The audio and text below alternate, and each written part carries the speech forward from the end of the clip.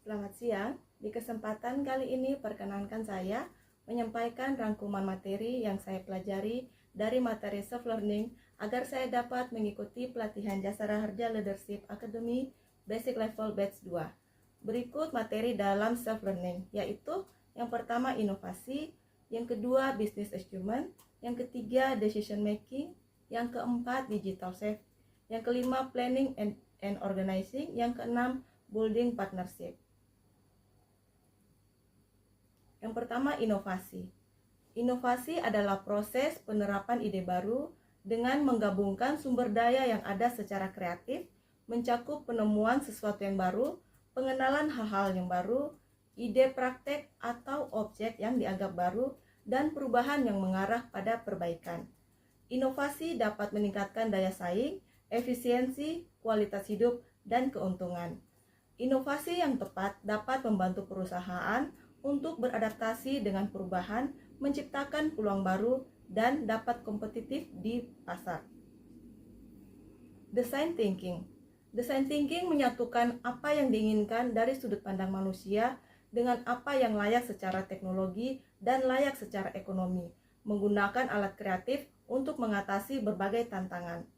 Ada 5 tahap design thinking, yaitu empati, apa yang dibutuhkan, define, apa masalahnya, ideate, mengembangkan ide-ide, prototype, apa solusinya, apa dampaknya jika ide tersebut dijalankan, tes, apa umpan balik dari user untuk lebih menyempurnakan.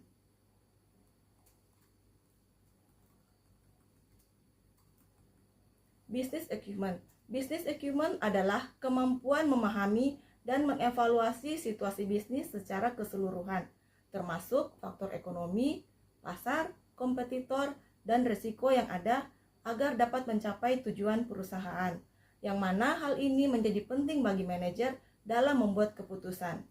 Adapun tahapan-tahapan dalam business acumen yaitu yang pertama menganalisis informasi, yang kedua mengidentifikasi, menilai, mengevaluasi, yang ketiga mengintegrasi, yang keempat memahami fungsi dan proses pendukung, yang kelima memaksimalkan hasil, dan yang keenam berkontribusi. Decision making. Decision making adalah proses memilih alternatif terbaik dari berbagai pilihan alternatif yang ada untuk mencapai hasil yang diinginkan. Manajemen proses. Yang pertama yaitu adalah input, sumber daya. Yang kedua proses, yaitu perencanaan, pelaksanaan, pengorganisasian, dan pengendalian. Yang ketiga output, yaitu tujuan sasaran, termasuk laba dan keuntungan, kesejahteraan karyawan, dan tanggung jawab sosial. Proses berpikir ada 3, yaitu yang pertama informasi, yang kedua adalah proses berpikir, yang ketiga adalah keputusan. Langkah-langkah dalam problem solving, yang pertama mengidentifikasi masalah, yang kedua menganalisis penyebab masalah, yang ketiga mencari solusi, dan yang keempat menyusun rencana tindakan dan melakukan analisis. Digital savvy. Digital savvy atau biasa disebut kemampuan beradaptasi dalam teknologi. Dengan adanya COVID-19, memaksa banyak perusahaan untuk melakukan percepatan transformasi agar dapat mengikuti perkembangan teknologi. Hal-hal yang menyebabkan adanya digital savvy adalah yang pertama, tuntutan perkembangan teknologi yang berkembang sangat cepat. Kedua, respon cepat terhadap perubahan sangat diperlukan agar perusahaan dapat bertahan dalam jangka panjang. Ketiga, langkah-langkah yang harus dilakukan dalam perkembangan teknologi mencakup strategi merespon hambatan, yang kedua menyiapkan tools dan penyelesaian untuk perubahan, dan pembentukan mindset digital. Berikutnya planning dan organizing. Dalam planning dan organizing ada bisnis, yaitu organisasi penyedia barang dan jasa untuk mendapatkan keuntungan dan merupakan faktor utama. Sedangkan profit adalah selisih antara pendapatan dan biaya dari sebuah entitas bisnis. Bisnis dan manajemen. Dalam bisnis, organisasi yang menyediakan barang dan jasa untuk mendapatkan keuntungan. Ada beberapa lingkungan bisnis, yaitu lingkungan domestik, lingkungan global, teknologi, politik, sosio-kultural, dan ekonomi. Adapun tujuan manajemen adalah Efisiensi yaitu menggunakan sumber daya dengan cara bijak dan hemat, dan efektif yaitu membuat keputusan yang tepat dan berhasil menerapkannya.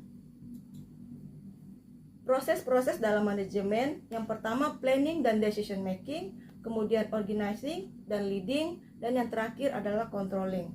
Diperlukan seorang manajer untuk menjalankan manajemen untuk pencapaian tujuan, di mana tugasnya adalah melakukan fungsi planning, organizing, leading, dan controlling atas SDM, sumber keuangan, aset fisik, dan informasi. Tipe-tipe manajer berdasarkan level, yaitu top manager, contohnya CEO, CFO yang bertanggung jawab atas kinerja perusahaan secara keseluruhan. Middle manager, contohnya operation manager, division manager, regional sales manager yang bertanggung jawab untuk menerapkan strategi dan bekerja menuju tujuan yang ditetapkan oleh top manager. First line manager, contohnya supervisor, officer manager, group leader yang bertanggung jawab untuk mengatasi pekerjaan karyawan yang berada di bawah mereka. Tingkatan rencananya yaitu rencana strategis, rencana taktis, dan rencana operasional. Struktur organisasi adalah spesifikasi pekerjaan yang harus dilakukan dalam suatu organisasi, dan cara anggota organisasi berhubungan satu dengan yang lainnya. Building partnership, pengertiannya adalah mengembangkan dan memanfaatkan hubungan di dalam dan antara kelompok kerja untuk mencapai hasil. 3 hal penting dalam partnership yaitu bisnis, struktur, dan people.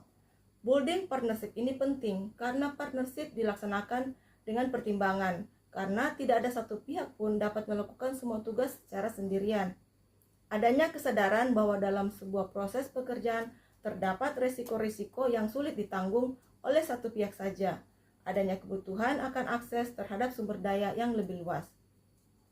3 pilar keberhasilan partnership, yaitu trust, kepercayaan, flexibility, kemauan beradaptasi, dan self-awareness. Hambatan dan tantangan, yaitu kurangnya kepercayaan, ketakutan kehilangan identitas, kekuasaan yang tidak seimbang, komunikasi yang buruk, dan kepemimpinan yang lemah. Ada 5 tips networking bagi introvert. Yang pertama, cognitive flexibility. Yang kedua, promotion focus. Yang ketiga, perceive prowess. Yang keempat, persistence. Dan yang kelima, a future focus temporal orientation. Demikianlah rangkuman materi self learning yang dapat saya sampaikan. Terima kasih.